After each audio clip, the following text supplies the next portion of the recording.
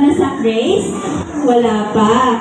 Okay, so ituturo muna ni Ate Glay at ni Ate Angge kung paano natin lalaroin ang sack race. Okay kids, so may sako tayo. Ayan yung white.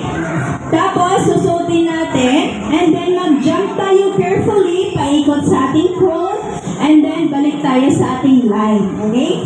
Okay, practice in 3, 2, 1, go!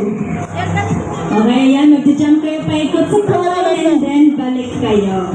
Okay, tapos ipapasa natin yung sako sa next natin na player. Okay, kids, nakuha po ba kung paano lalaroin? Okay. Okay, kids, pero before that, ayan, sabi ni Lala Chan, safety reminders na po muna sa ating mga players. Okay, no pushing and no fighting. Just enjoy our friendly game. Ayan, kids. Team A, are you ready? Team B, are you ready? Yes. Okay, sa ating first round of sack race. In 3, 2, 1, go! Jump! Ay! Ito ay kaikot sa kon. Sige, jump, jump, jump, jump, jump. Yan. Okay, nauna ang ating team A.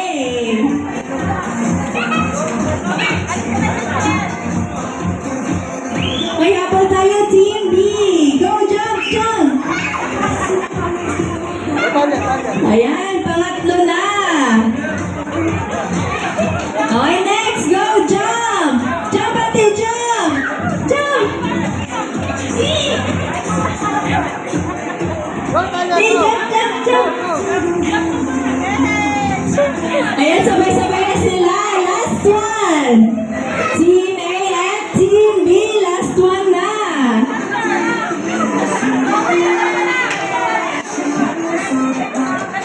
Okay, mas nauna ang ating Team A. Okay, so my